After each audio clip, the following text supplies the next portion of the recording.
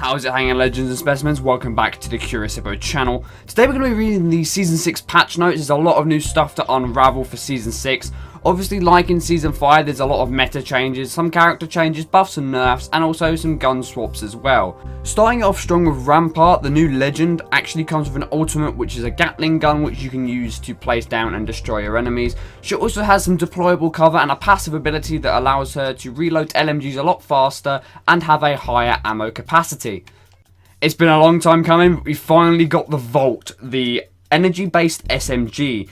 And I believe we've also, I think it's further down the list, but I'm just going to speculate quickly because I think I saw it earlier. But as it's an energy-based SMG, I believe we're getting energy extended mags back, which I think is going to be quite cool. So I feel like the Havoc can get boosted back up. The Havoc is also kind of back to normal now anyway, because not only can we get extended mags, the turbocharger is now a hop-up that's back in the game, which is quite weird actually, because we've not had a new hop-up yet. We've kind of just rotated with like the old hop-ups now, so it's definitely going to be interesting to see how that plays out in the new meta. And the crafting system has been added to the game, and I'm just going to read it out here.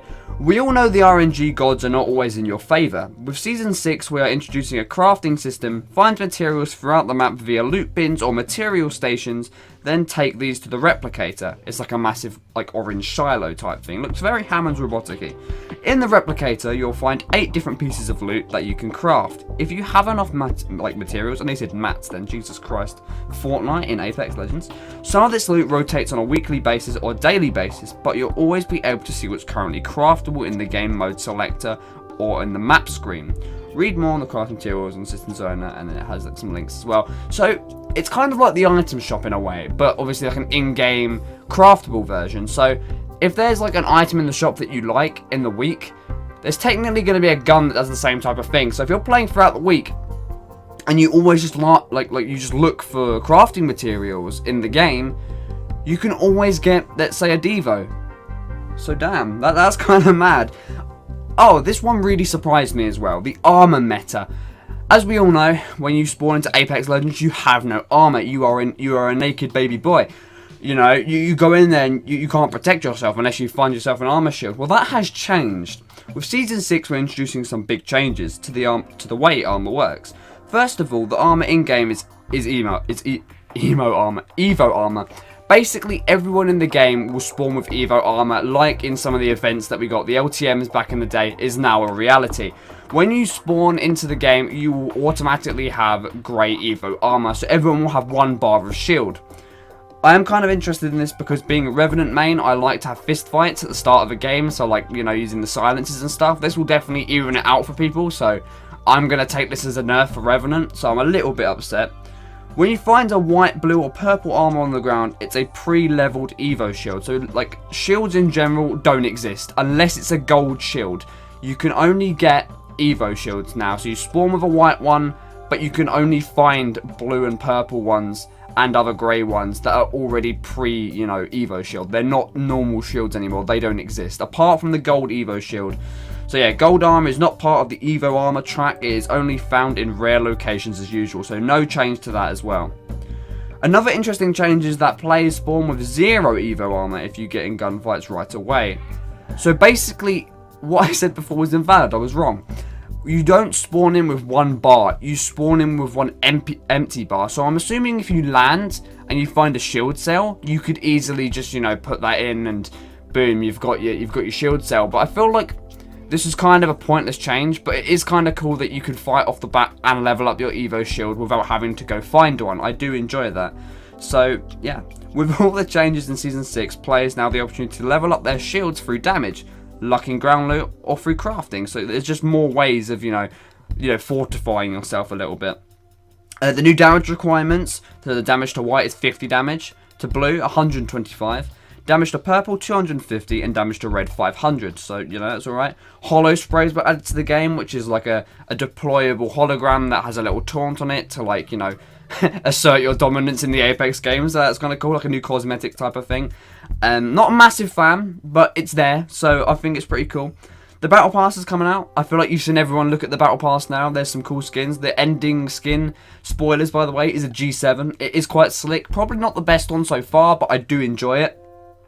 There's a new quest, follow the story from Season 5 in full colour, illustrated comics. So there's now comics to go with the game. So I think that's pretty cool for the extra lore, if any of you like to follow that. This has been a long time coming about the Recon Legends. So everyone knows Bloodhound, Crypto, Pathfinder. I think that's all of them. Yeah, it is.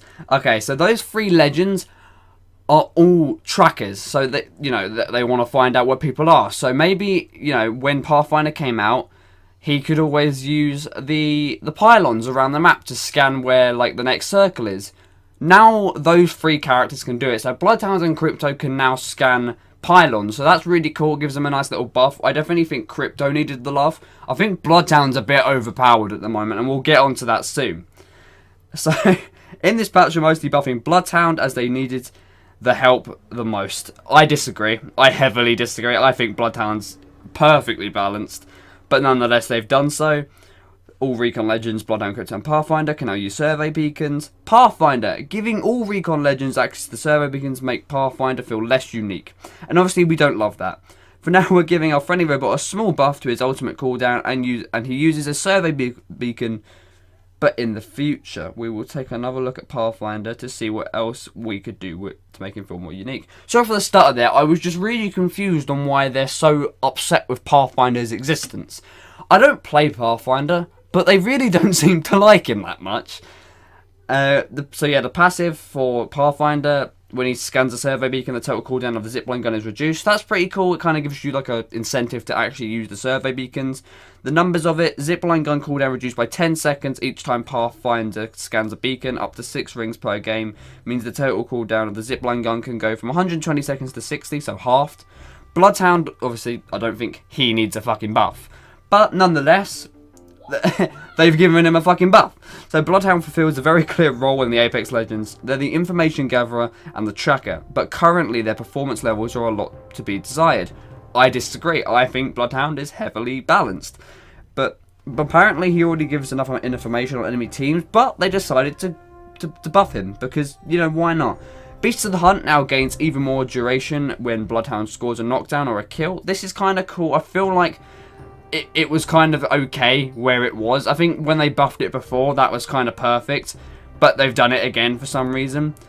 Beast of the Hunt duration extension fight is now like 5 seconds to 15 seconds, which is actually a massive increase. So Beast of the Hunt's going to be lasting a long time. If you see some red glowing eyes in the middle of the night, you better fucking run, at least for 15 seconds. Honor the Allfather during Beast of the Hunt is now it's now 6 seconds and not 25, so it is a little bit of a nerf as well. He's got pretty much a rework at this point. Eye of the Allfather total uses time during, hold on, they word this horribly. During the Beast of the Hunt, 1.8 seconds to 0.9, so they've decreased like the abilities, but they've made like the kills more rewarding. I agree with this next bit. It's about Crypto. They basically said he's quite underpowered, and what they've done is he can now activate respawn and survey beacons from his drone. So doing this is like an instant, you know, type of like you can respawn your teammates using a drone. Like, what more do you want? I swear the season is just going to be respawn central. You're going to have Crypto and Lifeline running around rezzing everyone. The drone EMP will now slow teammates caught in the blast, including Revenant totem users. I'm a little bit upset with that, but, you know, a zombie shouldn't be affected by an EMP, but we'll go with it, I guess. I mean, I guess Revenant is a robot, and he is a bit of a cyborg, but come on, he's a zombie. The surveillance drone health has been doubled, so now when you hit that pesky little fucking green fly, you're going to hit it for double as much now. It's not got 30 HP anymore, it's got 60. Its hitbox size is a length of 16 Q with the edge. So they've made the hitbox bigger, easier to hit, but it has more health. I feel like this was an unnecessary change because honestly, you can tell a good Crypto player from a bad one. You can always hit a bad Crypto drone's drone, but you can never hit a good Crypto drone. So once again, I feel like they're taking away a lot of the skill stuff.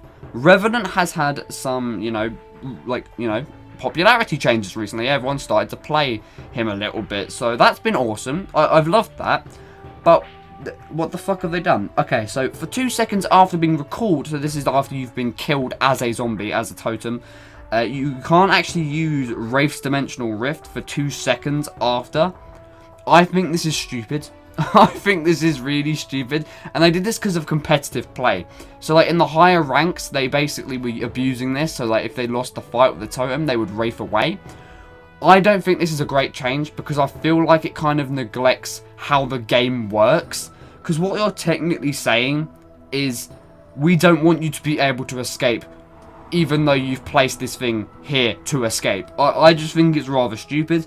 Octane Stim can now use Stim while healing, but Stim will not remove the slow you incur from healing. So you can still... They did threaten a while ago to make it so you can't heal while stimming at all. They were going to completely remove that. But what they seem to have done now is just nothing. They've basically just said that nothing's happened. So that's kind of sucky. I kind of think Octane is another character they seem to really dislike. Pathfinder as well. Loba, I've said this for a while, is incredibly underpowered, but now they've buffed her and they've made it so her black market cooldown is now not 3 minutes but 90 seconds, which is a massive buff. But once again, I don't think Loba's that good, and I don't think people are going to jump for joy at that statistic. Gibraltar's defensive bombardment has been increased cooldown to from 3 minutes to 4.5. I think that's unnecessary, but you know, I feel like Gibraltar has never ever gotten a nerf before, so fair play. Wraith Dimensional Rift has increased ult CD from 150 to 210. Jesus Christ, they hate every single character in this game. Watson. The trophy system will now shoot down caustic barrels in fly if they have landed inside the range of the trophy system. Okay. This is kind of interesting because it makes Watson a lot more powerful. Because when you think of a Watson base, you think a caustic is like a main... you know, counter to that. You want to destroy the trophy system and just, you know, throw some gas traps in there. But what you would usually do is throw a gas trap in there to break the trophy system. You now cannot do that. Watson, I think, has probably got one of the best buffs this season. I want to make a petition as well, by the way. It might be in the description because I've said this for a while. I want to give Revenant wings. We need to give him bat wings. Like, I made a thumbnail a while ago where he had bat wings, and I honestly think he should be able to fly. And then I'll like, you know, then I'll win every game. I think we need that as an actual thing. Put hashtag Revenant for bat wings. Just saying. I think it'd be great.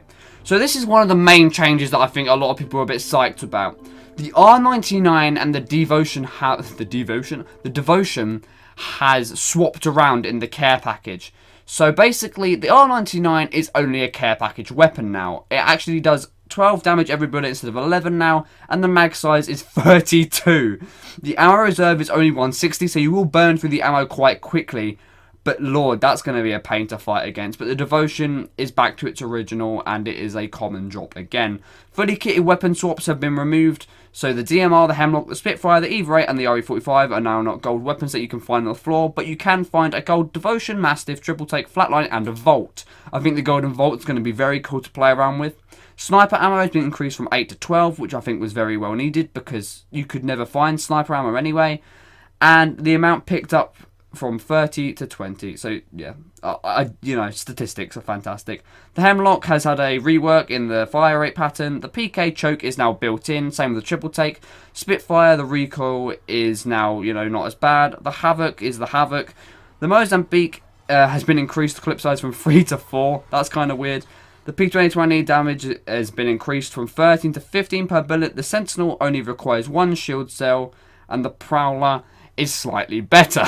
So I know it's been a bit of a longer one than usual, but I didn't want to cover the season opening because the season opening is overdone to shit by pretty much every YouTuber. Like, you see all the bigger YouTubers cover it, and I'm like, you know, there's no point in competing against that when it's like just purely, you know, a reaction to something. Like, no one wants to see my reaction. You guys want to know what's happening, and you want to be updated with the new stuff as well. So I thought I'd do exactly that. I think every season I'm going to start reading out the patch notes and just patch notes in general when they come out. So hopefully you did enjoy this video. I know it was a bit more longer and a bit more informational than usual, but hopefully you enjoy that. So I've been Curious Hippo, I've been your host, thanks for tuning in, and I'll see you in the next one. Adios. Now this is worth living for.